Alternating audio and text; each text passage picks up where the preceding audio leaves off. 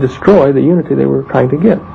So by peaceful discussion over the conference table and by force, it wasn't possible. Yet as the scientific community looked at this new technology, it reached into all human endeavor, touched many points of life. They said, look, if we develop this, completely develop it into a social, technological, integrated model, away from the rest of people in islands or in back rooms, however we do it, keep it quiet even from the politicians. At some point later, after 1956, 57, 58, some point later we'll have it ready to announce to the world as a global system. Then all we've got to do is figure out how to convince them to give it a try in unity. Right, well this was 20 years ago. Mm-hmm. Are we now saying that this is approaching the time? I think we are. And it's not like some prophecy or something. It's just looking at events in the media. For the first 10 years of that 20-year period you're talking about, people that saw UFOs or flying saucers were nuts. They were played that way in the media. It was a bad thing to even talk about it. Now, toward the end of this 20-year period, if you see one, you're a great guy in the neighborhood. Everybody wants to talk to you. Everybody wants to know you. Pilots, physicists, all kinds of people are coming forward now. Presidents, dictators. Yes, I've seen a UFO. Now, to me, the shift in the public conditioning medium is to get people ready for the announcement of the new technology. Now, scientists aren't going to come out. Industrialists aren't going to come out and say, okay, here it is, children. Here you go. The new model for planet Earth using this technology must be independent of any established government or order. It can't be Russian or capitalist or dictatorial. It's got to be independent. And the only way you can do it is an external culture, whether it be called from the ocean bottom, whether it's from the Bermuda Triangle, or whether it's from outer space. They have got to see it in this way so that for a short time the masses will overlook their cultural differences to unite, to form this one world order. Then, after 7 or 8 years, if you can hold the ruse that long, you explain to them, this is how we brought peace. I still maintain, I don't think that it'll work, because at the top, these organizations are fighting. I'd like to ask you a direct question. You work in the field of anti-gravitics.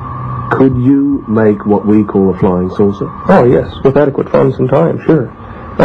I'd still be doing it for the research organizations if I hadn't differed in philosophy. That's where I got in trouble, because I stood up and said, why are you doing this? And it wasn't for me to know.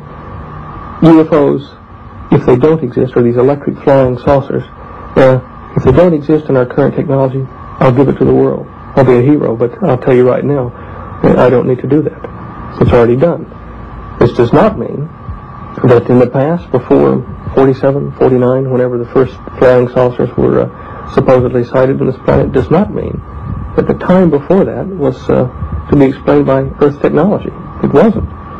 Even back in the Bible, in Moses' encounter with God in the flaming bush, and don't walk on this ground with your shoes on, take one off. It sounded like he was in a field at any rate. Ezekiel's flaming chariot. You go back thousands of years and you find we had encounters with things that could only be explained in their own words as being from the heavens. In the last 2,000 years after the birth of Christ, we find that these encounter cases were, many of them, more bizarre, where they didn't have the same good side to them. People suffered headaches, some cases disappearance, livestock were cut apart and the blood drained out of them. You see it quite frequently now. It seems as though the more recent contact cases from these extraterrestrial origins have been malevolent or bad, whereas the Old Testament versions were benevolent or good. We do have the technology now to give UFOs, or the electric flying saucers, to the world. It is when I say we, it's a joint scientific effort from many of the countries of the world: Russia, the United States, England, Canada. Now, it is just the manner in which to announce it. What we have here is the tip of the iceberg with the anti-gravity device, the flying saucer we've been discussing. There are many other things that the technology offers. New medicine, which allows limbs to be regrown through electric field processes and plasma research, bioplasma, the tissue restructuring. We have devices which can transmit power around the entire planet without wires, so that you can tune to electricity stations like you would tune to a radio station, but it would run your house or your caravan or wherever you are in the bush or the water or the air. We have theory now, but I don't think any practical devices that would allow us to go faster than the speed of light and traverse many light years of distance in a very, very short time, using the same technique that we used to break the sound barrier, where we warp the shock wave. Perhaps this is where Star Trek developed their terminology, warp factor 1 and warp factor 2. We have devices to make weapons, which is an unfortunate thing. It could be used for other applications, but in transmitting power in little hand or backpack units, or even on tops of the decks of ships that shoot smoke rings or charged particle rings like smoke rings at targets long distances away and strike them with enough force to electrocute or burn the target, depending upon what frequencies are used. There are numerous things. There is even a way to use this process to control mines at a distance of 10 to 15 miles from a central transmitter, where people aren't even aware of it during their sleep, somewhat like post-hypnotic suggestion. This, in the wrong hands, is not a good tool.